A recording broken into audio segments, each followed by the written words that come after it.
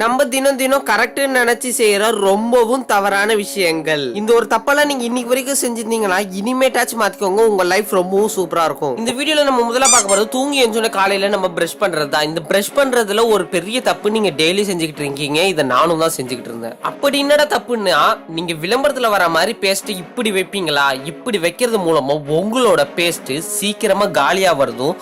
அது மட்டும் இல்லாம இவ்வளவு பேஸ்ட் வைக்கிறதுனால ஒரு பெரிய டிஸ்அட்வான்டேஜ் என்னன்னா, நம்ம பல்லுக்கு மேல இடுக்குல எல்லாம் இருக்கிற ஈர் இருக்கும் தெரியுமா, அந்த ஈர் வந்து சீக்கிரமாவே தேஞ்சு போயிடும். அதுக்கப்புறம் என்ன ஆகும், நம்மளோட எனாமல் கெட்டு போய் சீக்கிரமா பல்லு கொட்டி பொக்கவாயா ஆக்கிடுவாங்க. அதனாலதான் நீங்க பேஸ்ட் வைக்கிறப்ப ரொம்பவும் கம்மியா யூஸ் பண்ணுங்க. நம்ம அடுத்ததா பாக்கிறதுக்கு முன்னாடி நம்ம சேனலை மட்டும் சப்ஸ்கிரைப் பண்றேங்க. வாங்க இன்னொரு சூப்பரான விஷயத்துக்கு போலாம். நம்ம ரெண்டாவதா பார்க்க போறது ஹாட் ஷவர் டெய்லி. சுட தண்ணியில குளிச்சாதான் சுறுசுறுப்பா இருக்கும்னு நினைக்கி குளிக்கிறவங்க எத்தனையோ பேர் இருக்கீங்க. ஆனா சுட தண்ணியில குளிச்சா சுருளுன்னு ஏறுற மாதிரி நிறைய டிஸ்அட்வான்டேஜ் இதுல இருக்கு. சுட தண்ணியில குளிச்சாதான் நல்லா இருக்க முடியும்னு சொல்லி நிறைய பேர் குளிச்சு இன்னைக்கு வரைக்கும் அவஸ்தைப்படுறவங்க நிறைய பேர் இருக்கீங்க. அதுலயும் முக்கியமா நம்ம உடம்புல குட் பாக்டீரியான்னு ஒண்ணு இருக்கும். அது சுட தண்ணி படுறது மூலமா ரொம்பவும் வீக் ஆகி நம்மளுக்கு சீக்கிரமா நோய் நொடி வரதுக்கு வாய்ப்பு இருக்கு. இது மட்டும் இல்லாம நீங்க தினம் தினம் சுட தண்ணியில குளிக்கிறது மூலமா உங்க மேல வெடிப்புன்றது ஒண்ணு கிரியேட் ஆகும். என்னதான் நீங்க குளிர்காலத்துல சுட தண்ணியில குளிக்கிறது நல்லதுதான் தவிர, நீங்க டெய்லி சுட தண்ணி குளிச்சு பழக்கம் பண்ணிட்டீங்கன்னா உங்களுக்கு அலர்ஜின்னு ஒண்ணு ஃபார்ம் ஆகும். நீங்க ரொம்ப வீக்கான பர்சன் அப்படின்னா, உங்க தோல் ரொம்ப சாஃப்டா இருக்குன்னா சுட தண்ணியில டெய்லியும் குளிக்காதீங்க. ரொம்பவும் ஆபத்தானது இந்த ஒரு சுட தண்ணியில குளிக்கிறது. நம்ம மூணாவதா பார்க்க போறது ஈட்டிங் ஆஃப் பனானா. என்னடா பனானா சாப்பிடுறதுல என்னடா தப்பு அப்படின்னு கேட்டீங்கன்னா, பனானா சாப்பிடுறதுல தப்பு இல்லைங்க. பனானாவை எப்படி சாப்பிடணும்ன்றத நீங்க முதல்ல தெரிஞ்சுக்கணும். பனானாவை நீங்க எப்படிக்கா ஓபன் பண்ணீங்கன்னா இது ரொம்பவும் ராங்கான மெத்தட். ஒரு குரங்குக்கே தெரியும் எப்படி பனானாவை உரிச்சு சாப்பிடணும்னு. ஏன்னா குரங்கு தான் ஒரு சயின்டிஸ்ட் மாதிரி. பனானா உரிக்கிறதுக்குன்னு சில வழிமுறைகள் இருக்கு. அந்த வாழைப்பழத்தை எப்படி உரிக்கணுன்றதுக்கெல்லாம் மட்டும் சொல்லி தராங்க அப்படின்னா, ஆமாங்க, பனானாவை நிறைய பேர் இப்படி உரிச்சுதான் சாப்பிடுவாங்க. இந்த ஒரு மெத்தட்ல சாப்பிட்றது தான் ரொம்பவும் நல்லது. இப்படி உரிக்கிறது மூலமா உள்ள வந்து இந்த மாதிரி ஒரு நார் இருக்கும். அந்த நாரை நீங்க சேர்த்து சாப்பிட்றப்ப இதுல இருக்கிற ஸ்ட்ரென்த் இன்னும் அதிகமா உங்களுக்கு கிடைக்கும். நம்ம நாலாவதா பார்க்க போறது முட்டைய முட்டாள்தனமா ஃப்ரிட்ஜ் உள்ள வைக்கிறது. என்னடா சொல்ற, முட்டையெல்லாம் ஃப்ரிட்ஜில் வைக்க கூடாது, அப்ப நாங்க என்னடா பண்றது அப்படின்னு கேட்டீங்கன்னா, முட்டையை வந்து ஃப்ரிட்ஜில் வைக்கலாங்க. அதுவும் குறிப்பிட்டு ஒரு 1 வீக்குள்ள தான் நீங்க வைக்கணும். அது தவறி நீங்க கிட்டத்தட்ட 1 வீக்ல இருந்து ஒரு 3 வீக்ஸ் வரைக்கும் வச்சீங்கன்னா அதுல இருக்கிற டெம்பரேச்சர் ரொம்பவும் மாறி போயிடும். அதுவும் முட்டை மட்டும் இல்லைங்க, பால், தயிர், சீஸ், இது மாதிரி டைரி ப்ராடக்ட்ஸ் எல்லாம் இருக்குல்ல, அது எதுவுமே நீங்க ரொம்ப நாள் ஃப்ரிட்ஜில் வைக்க கூடாது. அது சாப்பிடுறது மூலமா நீங்க ஸ்ட்ரென்த் நினைச்சீங்கன்னா அங்கதான் நீங்க தப்பு செய்யறீங்க. அது சாப்பிடுறது மூலம் ஃபுல்லா உங்க உடம்புல வேஸ்டான குப்பைகளை உள்ள கொட்டுற மாதிரி தான். அடுத்ததான் நம்ம பார்க்க போறது துணி மடிப்பு. அதாவது நம்ம கஷ்டப்பட்டு துவச்சி மடிச்சு வைக்கிற துணியை நீங்க சரியா மடிச்சு வைக்கலாம், அந்த துணி எப்படிங்க நல்லா இருக்கும். துணியை நீங்க அயன் பண்ற கடையில கொடுத்துதான் மடிக்கணும்னு இல்லை, நீங்களே எவ்வளவு சூப்பரா வேணா மடிக்கலாம். நீங்க எவ்வளவுதான் மடிச்சாலும் அந்த சட்டையில சுருக்கம் இருக்கா அப்படின்னா இந்த ஒரு டெக்னிக்கை நீங்க யூஸ் பண்ணி பாருங்க, ரொம்பவும் சூப்பரா இருக்கும். கடையில அயன் பண்ணி வைக்கிற மாதிரி மடிக்க உங்களுக்கு இதுக்கு 3 செகண்ட் கூட ஆகாது. இதுக்கு இந்த ஒரு வீடியோவை பாருங்க. அழகா first step, second step, third step, அவ்வளவுதான். கடையில மடிச்சு வச்ச மாதிரியே இருக்கா. அடுத்ததா பார்க்க போறது தக்காளி சாஸ் ஃப்ரிட்ஜ் உள்ள வச்சுக்கிட்டே இருக்கிறது. தக்காளி சாஸ்ன்றது கிட்டத்தட்ட ஒரு ஊறுகாய் மாதிரி. இதுல வந்து பாத்தீங்கன்னா தக்காளி, உப்பு, எண்ணெய்னு போட்டுதான் செஞ்சிருப்பாங்க. அதை நீங்க எடுத்து ஃப்ரிட்ஜுக்குள்ள வைக்கிறப்ப அதோட டெம்பரேச்சர் டிகிரிஸ் வந்து சேர்ந்து அந்த டொமேட்டோ கெச்சப் மொத்தமா வீணாக்கிடும். என்னடா சொல்றேன், நானும் அப்படிதாங்க செஞ்சுக்கிட்டு இருந்தேன். இதுக்கப்புறம் தான் நான் இனிமேல் செய்யக்கூடாதுன்னு ஒரு முடிவே எடுத்தேன். தக்காளி கெச்சப்ன்றது நீங்க சூப்பர் மார்க்கெட்ல வாங்கினீங்கன்னா கூட வெள்ளை தான் வச்சிருப்பாங்க. இதுல உப்பு, எண்ணெய், தக்காளி சேர்க்கறதுனால இது வந்து ஒரு ஊறுகாய் மாதிரி ஒரு ப்ரிசர்வேட்டிவ் பண்ற ஒரு பொருள் தான். இது அவங்க நார்மலாவே ப்ரிசர்வ் பண்ணி தான் வச்சிருப்பாங்க. நீங்க சாதாரண டெம்பரேச்சர் வைக்கலாமே தவிர இந்த மாதிரி கூலான ஒரு டெம்பரேச்சர்ல வைக்கவே கூடாதான்.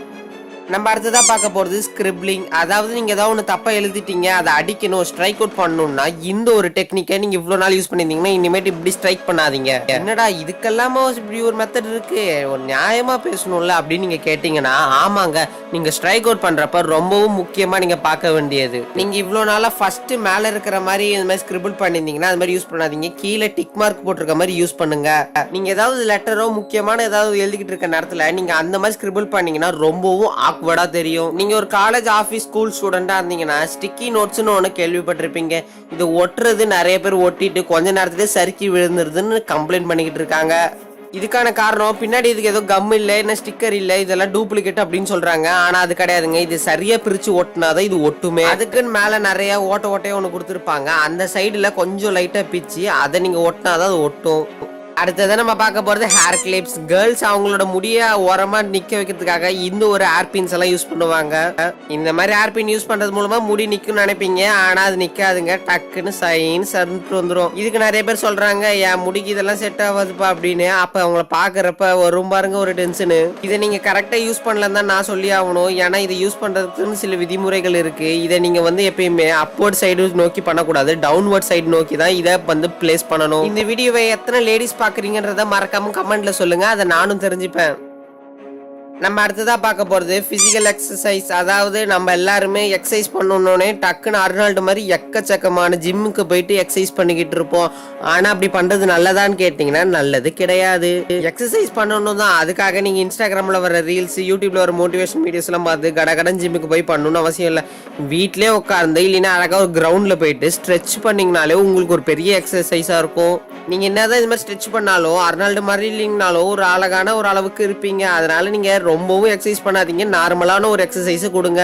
நீங்க டெய்லி ஒரு 15 to 30 மினிட்ஸ் நீங்க எக்ஸசைஸ் பண்றது மூலமா அந்த ஒரு நாள் வந்து உங்களுக்கு ரொம்பவும் சந்தோஷமாவும் ரொம்பவும் ஆக்டிவாவும் நீங்க ஃபீல் பண்ணுவீங்க.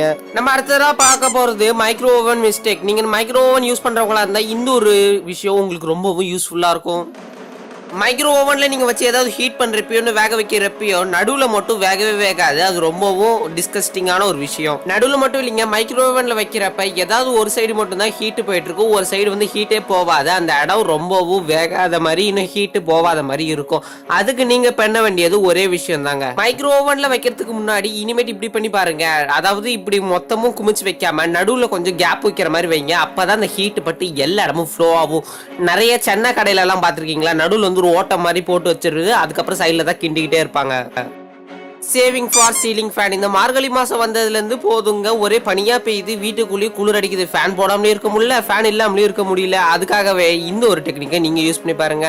ஃபேன் எப்பயுமே ஒரு பக்கமாக தான் சுற்றும், அது மூலமாக தான் காற்று நம்மளுக்கு அதிகமாக வரும். நீங்கள் அப்போ என்ன பண்ணுறீங்கன்னா ஒரு எலக்ட்ரீஷியனை கூப்பிட்டு ஃபேனோட மூடை வந்து திருப்பி வச்சுருங்க. அதாவது இப்போ ரைட் சைட்லேருந்து சுற்றுதுன்னு வச்சுக்கோங்களேன், அதை நீங்கள் வந்து லெஃப்டாக மாற்றிடணும். அதாவது ரைட் டு லெஃப்ட்லேருந்து லெஃப்ட் டு ரைட்டாக மாற்றுறப்ப அதோட ஃபேன் காற்று வந்து ரொம்ப ஸ்லோவாக அடிக்கும். அது மூலமாக உங்களுக்கு போதிய காற்று வரும். இது மூலமாக உங்களுக்கு நிறைய கரண்ட் பில்லு மிச்சமாகும். இவ்வளோ நேரம் நீங்கள் இந்த வீடியோ பார்த்ததுக்காக உங்களுக்காக 3 போனஸ் பேக். Western toilets. நீங்கள் மேல்தரமாக இருக்கிறதுக்கு வெஸ்டர்ன் டாய்லெட்ஸை யூஸ் பண்ணுறதும், முட்டி வலிக்குதுன்றதுக்காக வெஸ்டர்ன் டாய்லெட்டை யூஸ் பண்ணுறதும் உங்களுக்கு ஒரு நல்லதாக தான் தெரியும். ஆனால் உண்மையாலே உங்கள் உடம்புக்கு நல்லதான்னு கேட்டிங்கன்னா கிடையாது. அது ரொம்பவும் கெடுதலான ஒரு விஷயம். ஏன்டா சொல்கிறேன்னா, டாய்லெட் தானே போக முடியும், வேற என்ன பண்ண முடியும் அப்படின்னு நீங்க கேட்கலாம். ஏன்னா நீங்க வெஸ்டர்ன் டாய்லெட்ஸ்ல போறப்ப அவ்வளவா உங்களுக்கு வந்து அந்த நம்மள்ட்ட இருக்கிற கழிவு வந்து அதிகமா வெளில போவாதா, நம்ம வயிற்றுக்குள்ளே தங்கிடுமா. அதனால பாத்தீங்கன்னா உடம்புல ரொம்ப நிறைய பிரச்சனைகள்லாம் உருவாக்கிட்டு இருக்குமா. இதுக்கு நீங்க பண்ண வேண்டியது என்ன விஷயம்னு பாத்தீங்கன்னா, வெஸ்டர்ன் டைப் டாய்லெட்ல உட்கார்றப்ப இது மாதிரி உட்கார்றப்ப அடியில் ஒரு ஸ்டூல் யூஸ் பண்ணுங்க. அது மூலமா உங்க பேக் சைடு வந்து கொஞ்சம் நல்ல பிரீஃப் ஆகி உங்களுக்கு அந்த மோஷன்ஸ் நல்லா கிளியரா போகும். Phone charging challenge. நம்ம தினமும் யூஸ் பண்ணுற ஃபோனில் சார்ஜ் குறையிறது எவ்வளோ பெரிய பிரச்சனை, அதை போடுறது எவ்வளோ கடுப்பாக இருக்கும். ஆனால் நீங்கள் எப்பயுமே 0 பேட்டரி வந்த பேருக்கு சுவிட்ச் ஆஃப் ஆன பேருக்கும் பேட்டரி போட்டிங்கன்னா உங்களோட பேட்டரி பர்ஃபார்மன்ஸ் ரொம்பவும் மோசமாயிடும். அதே மாதிரி நீங்கள் பேட்டரி யூஸ் பண்ணுறப்ப ரொம்பவும் தடிசாகி உங்கள் ஃபோன் வெடிக்கிறதுக்கான வாய்ப்பு எக்கச்சக்கமாக இருக்குது. அதே மாதிரி உங்கள் ஃபோன் 100% வர வரைக்கும் வெயிட் பண்ணாதீங்க. ஒரு 80% 90% வந்தாலே பெஸ்ட்டு தான், நீங்கள் எடுத்துருங்க.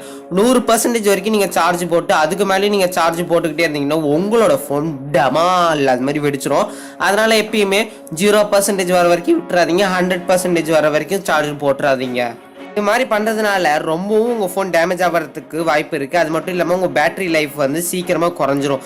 அது மட்டும் இல்லாமல் ஃபோனை வந்து ஒரு மனுஷங்க மாதிரி தான், சாப்பாடு இல்லாமலே இருக்கக்கூடாது, வயிறு முட்டும் சாப்பிட்டுக்கிட்டு மூச்சு விட முடியாமல் இருக்கக்கூடாது. நார்மலான ஒரு அளவில் இருக்கணும். ஒரு நார்மல் லெவல் பர்சன்டேஜாக 30 to 80 வரைக்குமே வச்சு ஃபாலோ பண்ணுங்கள். ஒரு நாளைக்கு 3 to 4 டைம்ஸ் மட்டும் சார்ஜர் போடுங்க. சார்ஜ் போட்டுக்கிட்டு யூஸ் பண்ணாதீங்க. Sleeping backward. நிறைய பேர் தூங்குறப்ப குப்புறக்கா படுப்பீங்க. அப்படி குப்புறக்கா படுக்கிறப்ப நிறைய பேருக்கு நைட்டில் முதுகு வலிக்கும், அப்புறம் கழுத்தெல்லாம் வலிக்கும். இதுக்கான காரணம் நீங்கள் இப்படி படுக்கிறப்போ ஒரு போஸ்டர் மூலமாக உங்களோட இடுப்பு தண்டோட பகுதி எலும்பு வந்து ரொம்பவும் பெண்டாகி இருக்கும். இதை நீங்கள் சரி கட்டுற விதமாக நடுவில் வந்து ஒரு தலைக்காணியை போட்டு, அது வயிற்று பகுதியில் ஒரு தலைக்காணியை போட்டு படுங்க.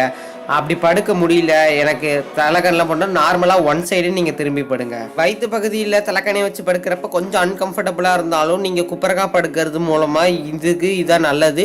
நீங்கள் இப்படி படுக்கிறது மூலமாக உங்களுக்கு காலையில் எழுந்திரிக்கிறப்ப முதுகு வலி கழுத்து வலியெல்லாம் இருக்காது. இல்லை ப்ரோ எனக்கு அப்படியெல்லாம் படுக்க பிடிக்கலன்னா நீங்கள் ஒன் சைடாக படுக்கிறதே பெஸ்ட்டுன்னு தான் சொல்லுவேன்.